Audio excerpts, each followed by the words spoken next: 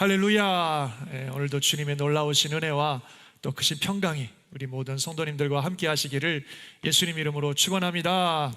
우리 힘차게 한번 아멘 합시다. 축원합니다. 아멘. 좋습니다.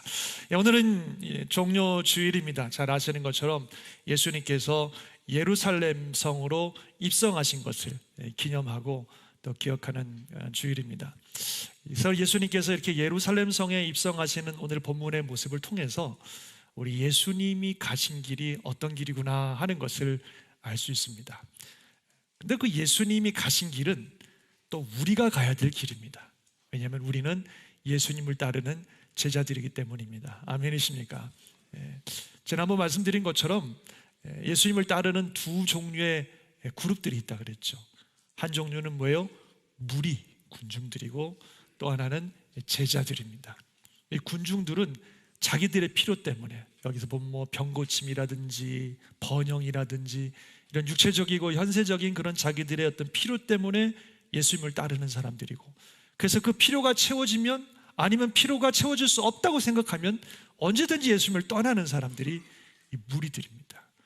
반면에 제자들이 있습니다. 이 제자들은 예수님을 사랑하고 예수님을 닮고 싶고 예수님을 쫓고 싶어서 예수님을 따르는 사람들이 제자들입니다. 그래서 이들은 어떤 환경과 상황 속에서도 예수님 떠나지 않고 끝까지 예수님을 따라가려는 그런 사람들이 제자들입니다. 예수님은 어떤 그룹의 사람들을 더 중요하게 생각하고 필요로 하실까요? 모르시겠습니까? 제자죠. 그래서 예수님이 정말 필요로 하시는 사람들은 제자들입니다. 저와 여러분을 부르신 부르심도 제자들입니다. 주님을 따라가는 제자들. 그래서 오늘 본문에서 예수님이 가신 이 길을 우리가 보면서 주님을 따라가는 제자로서 우리도 그 길을 가야 되는구나, 그 길을 가야 되겠구나, 이렇게 우리가 마음에 다짐을 하는 것입니다. 사실 지난주도 말씀드렸습니다만 오늘 말씀을 들어보시면 알겠지만 이 예수님을 따르는 길이라고 하는 것이, 주님 가신 길이라고 하는 것이 쉽지는 않습니다. 어려운 길입니다. 그런데 이 길은 행복한 길입니다. 하나님의 축복이 넘치는 길이고 은혜가 있는 길입니다. 지난번 팔복 계속 말씀 나눴습니다만 예수님이 팔복을 제자들에게 특별히 주시고 계시는데, 주님을 따라가는 그 제자의 삶에 주시는 팔복의 말씀, 그들을 향하여 뭐라고 말씀하셨어요? 오 행복한 자요. 이번에 성지 가서도 팔복교회라는 교회를 갔더니 전 세계 말로 팔복이 쫙 쓰여 있더라고요.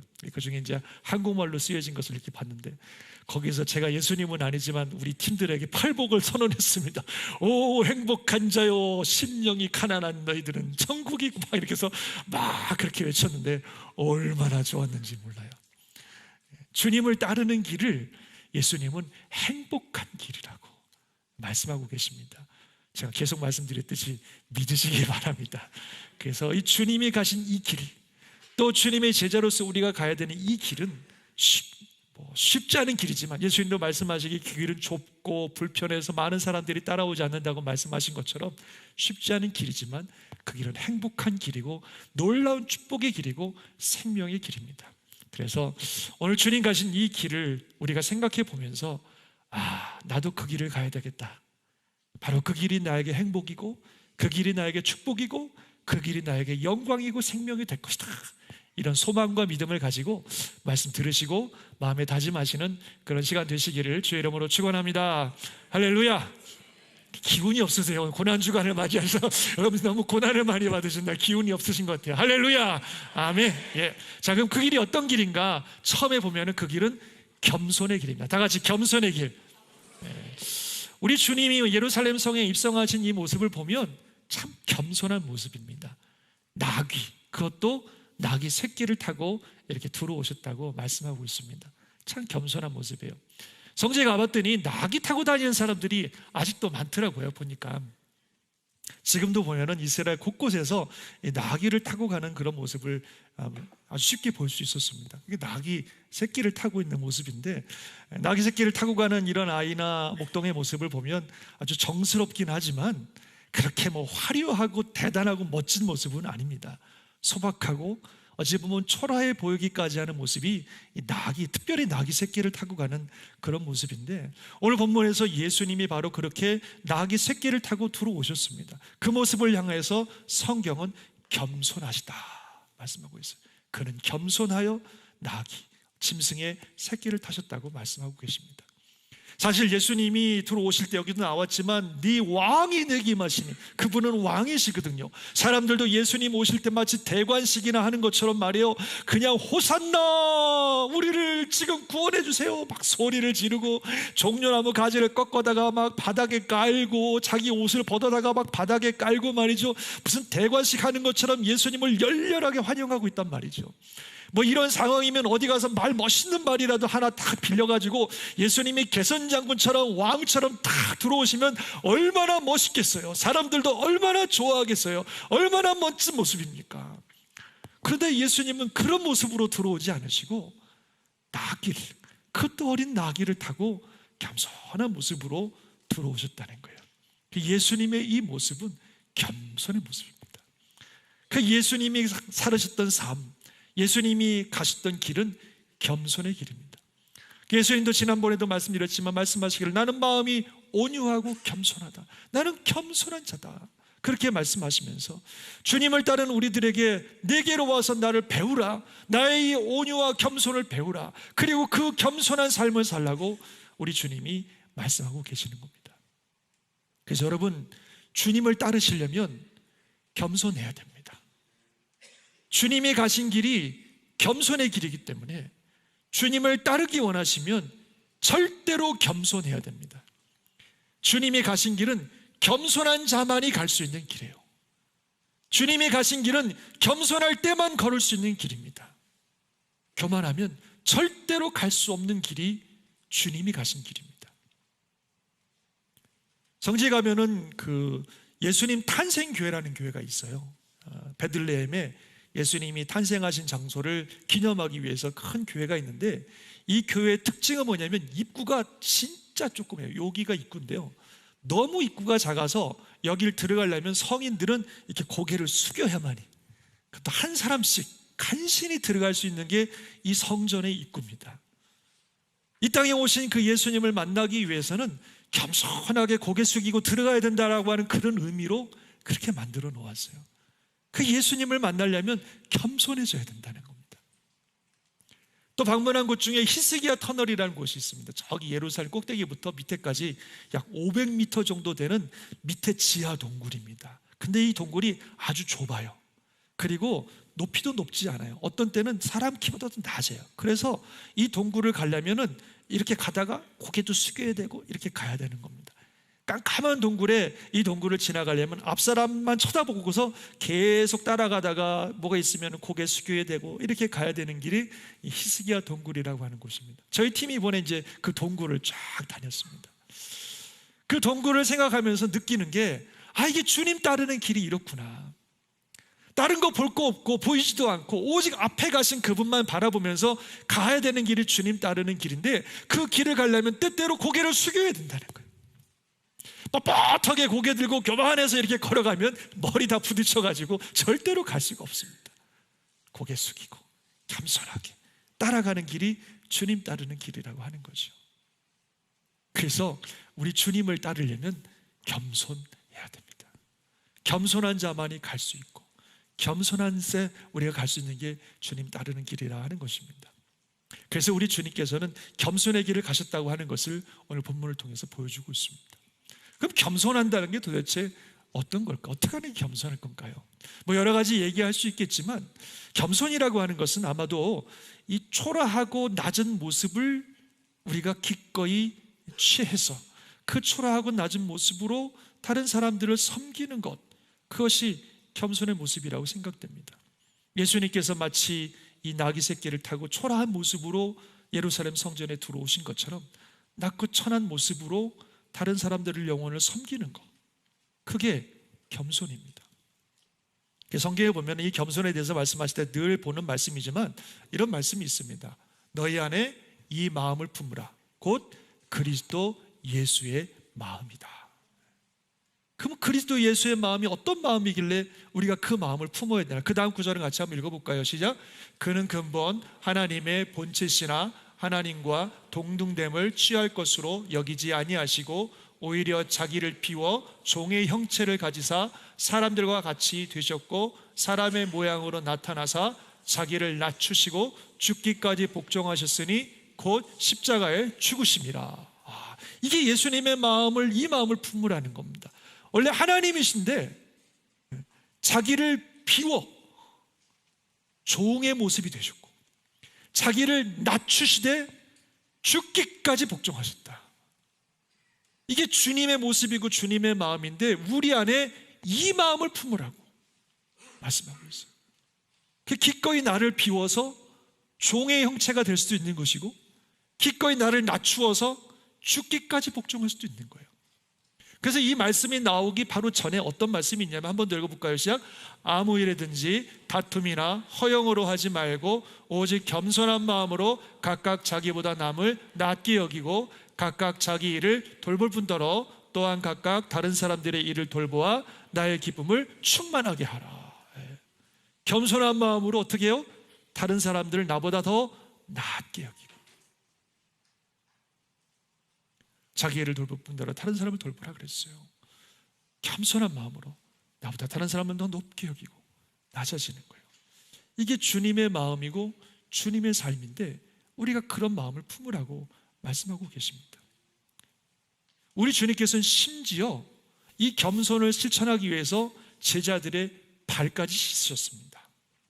근데 제자들의 발을 씻기 위해서는 어떻게 되냐면 제자들 앞에 무릎을 꿇어야 돼요. 다른 데를 씻으려면 무릎 안 꿇어도 이렇게 씻길 수 있겠지만 발을 씻기려면 그림이 보는 것처럼 무릎을 꿇어야 돼요. 이게 우리 예수님이 하신 일이에요. 제자들의 발을 씻기 위해서 그들 앞에 무릎을 꿇으셨어요. 예수님의 모습이죠. 그러면서 뭐라고 말씀하시냐면 내가 주와 또는 선생이 되어 너희 발을 씻었으니 너희도 서로 발을 씻어주는 것이 옳으니라. 우리가 다른 사람의 발을 씻어주려면 어떻게 된다고요? 그 사람 앞에서 무릎을 꿇어야 돼요. 낮고 천한 모습. 그렇지만 그렇게 사는 것, 그게 우리 주님이 가셨던 길이고 우리가 가야 될 겸손의 길입니다. 그래서 주님을 따르는 길은 겸손한 자만이 갈 수 있는 길이라고 우리 주님은 말씀하고 계십니다. 얼마 전에 우리 성도님하고 대화를 나누다가 그분이 목사님 겸손에 대해서 깨달은 게 하나 있습니다. 뭐예요? 그랬더니 겸손에는 끝이 없다. 그렇게 말씀하시는데 제가 너무 참 좋은 인사이트다 그랬어요. 겸손에는 끝이 없다. 내가 이 정도 했으면 됐지 아니라는 거죠. 이 정도 비웠으면 됐지 아니라는 거예요. 이 정도 낮아졌으면 됐지 아니라는 거예요. 우리 주님은 자기를 비워 하늘의 하나님께서, 그 영광스러운 하나님께서 이 겸손을 위해서 자기를 비워서 어디까지 갔냐면 종의 모습까지 가서 제자들의 발 앞에 무릎 꿇고 발을 씻겨주는 것까지 하셨는데, 아니 자기를 낮추고 십자가에 죽기까지 복종하셨는데 우리의 겸손이 끝이 어디 있어요? 주님의 뜻을 이루기 위해서, 영혼을 섬기기 위해서는 계속 낮아질 수 있는 것이고 계속 자기를 비우는 겁니다. 그게 겸손입니다. 주님을 따르려면 이 겸손이 있어야 된다는 거예요. 여러분 다 경험하시지만 예수 믿으면서 주님 따르면서 별의별 사람 다 만나고 별의별 일을 다 만나요. 근데 그런 모든 일들에도 불구하고 끝까지 주님을 따르려면 끝까지 겸손해야 됩니다. 끝까지 겸손해야 끝까지 주님을 따를 수가 있습니다. 주님이 가신 길은 자기를 비워 종의 형체가 되시고 자기를 낮추어 십자가에 죽기까지 가신 길이 우리 주님의 길이기 때문에 저와 여러분이 그 주님을 따르려면 반드시 겸손한 자가 되어 영혼을 섬기는 삶을 사는 것입니다. 꼭 기억하십시오. 주님을 따르려면 끝까지 겸손해야 됩니다. 주님을 따르려면 반드시 겸손해야 됩니다. 오직 겸손한 자만이 주님을 끝까지 따를 수 있습니다. 그것이 주님이 가신 길이고 우리가 가야 될 길입니다. 그래서 이 겸손의 삶을, 겸손의 길을 함께 걸어가는 우리 모두가 되시기를 주의 이름으로 축원합니다. 아멘. 그 다음에 주님이 가신 길은 또 무슨 길이냐면 죽음의 길입니다. 죽음의 길. 우리 예수님께서 예루살렘 성에 입성하신 것은 왜 입성하셨어요? 죽으시려고 입성하신 거예요. 십자가에서 죽으시려고. 예수님께서 이 예루살렘 성에 입성하신 이 날짜도 굉장히 의미가 있습니다.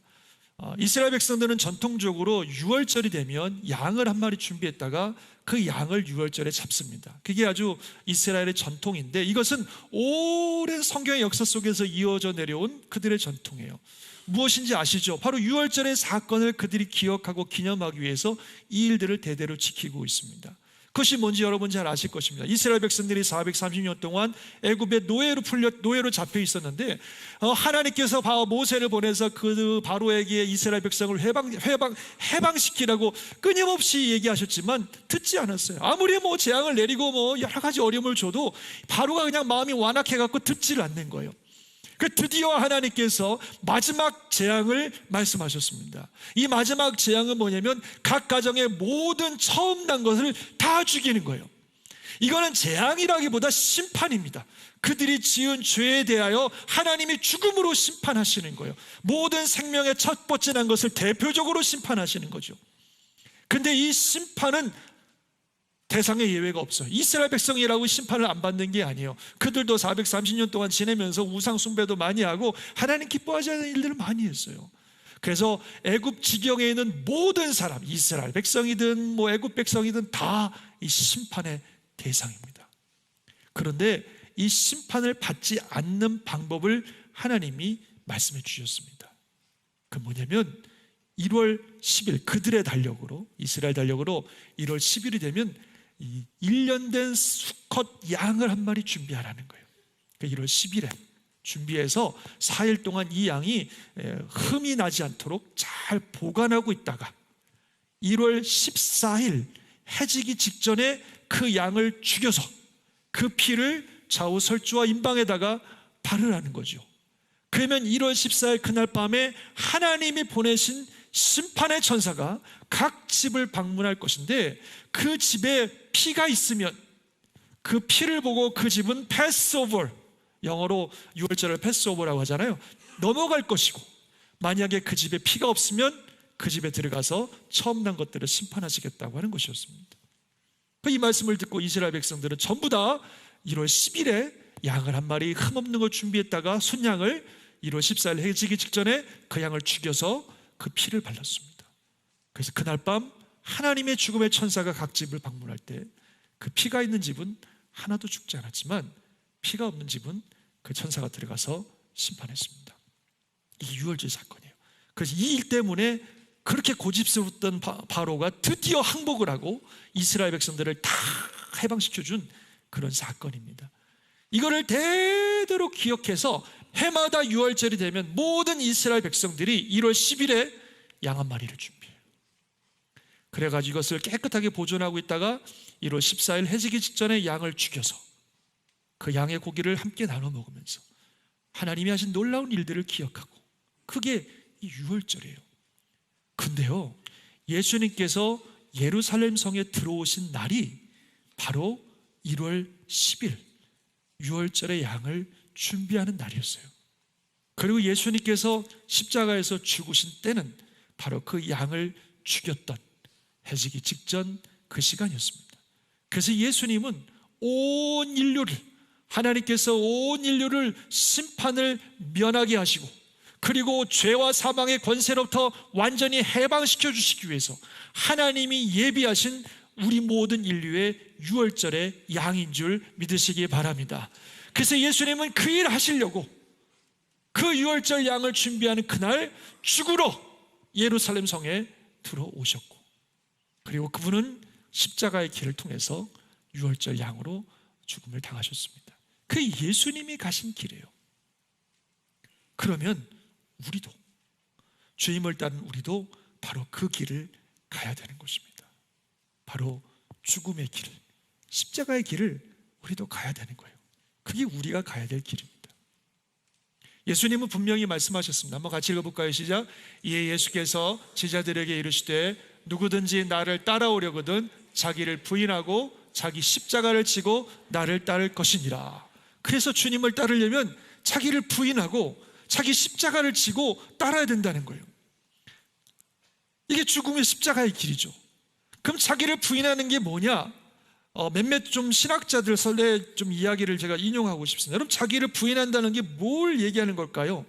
아주 위대한 그 유명한 신학자 조나단 에드워드라고 하는 분은 자기 부인하는 거를 이렇게 설명을 하고 있습니다. 참 도움이 되는 것 같아서 인용을 제가 하겠습니다.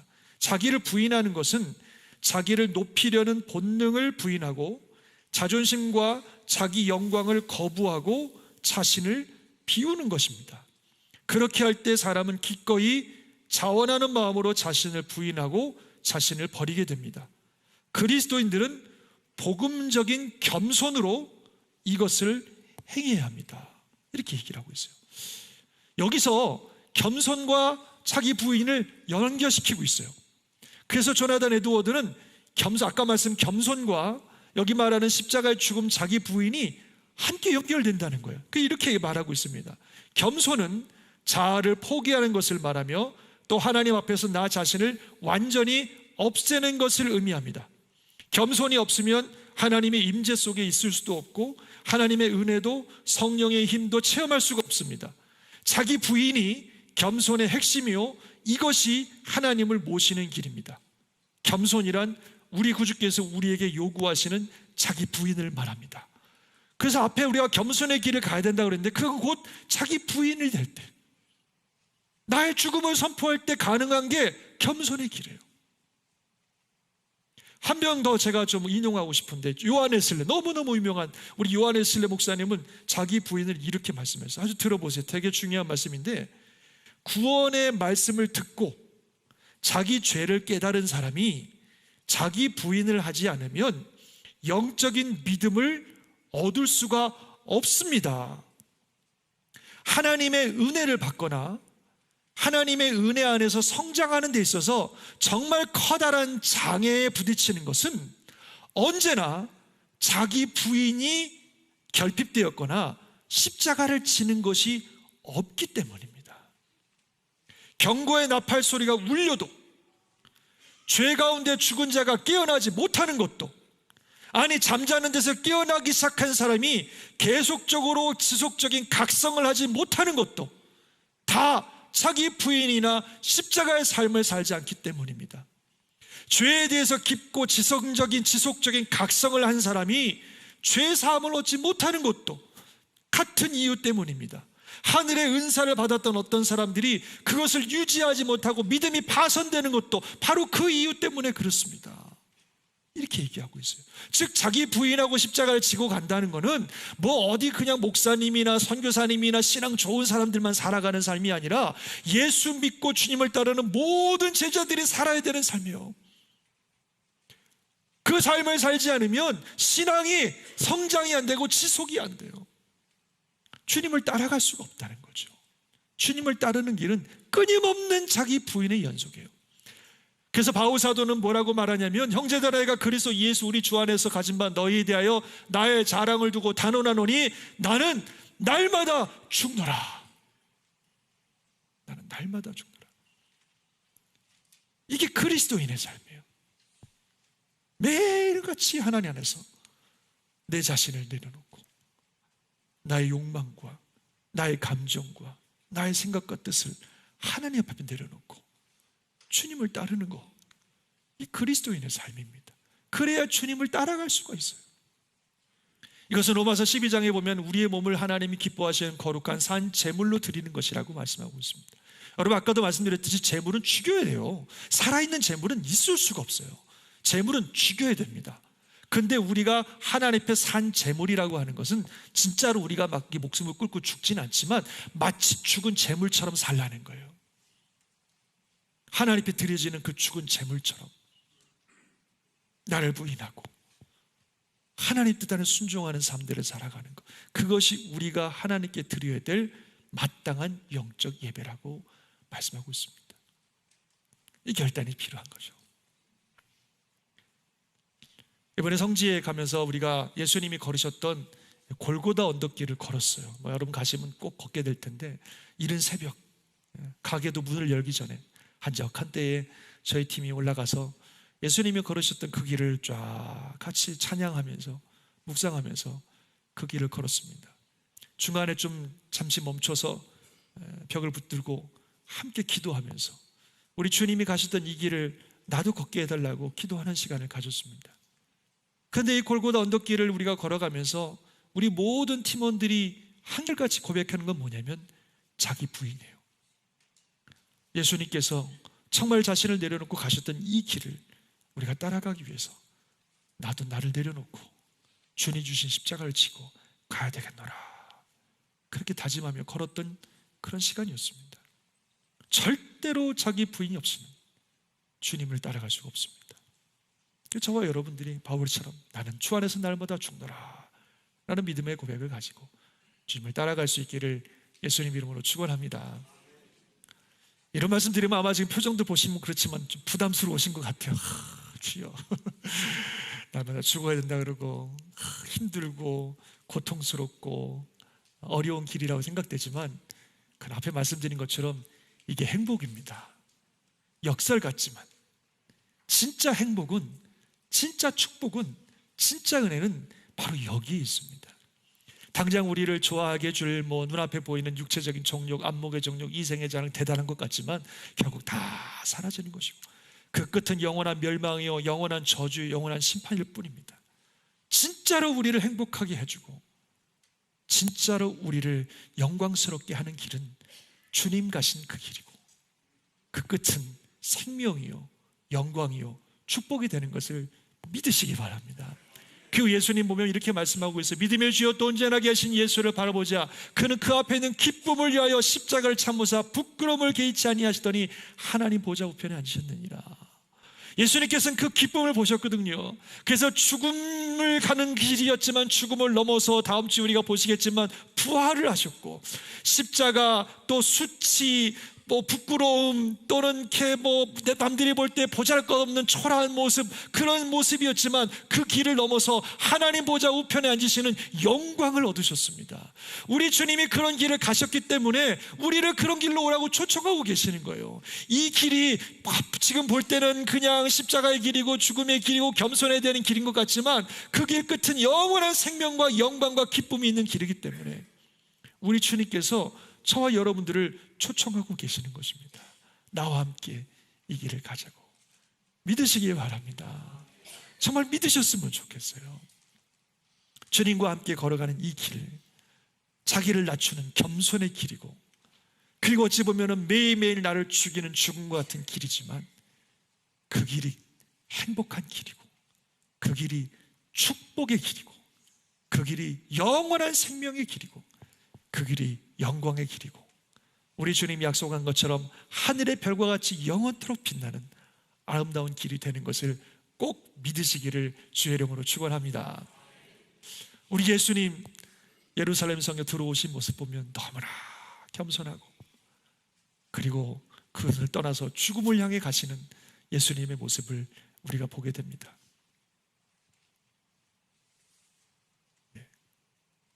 아이고,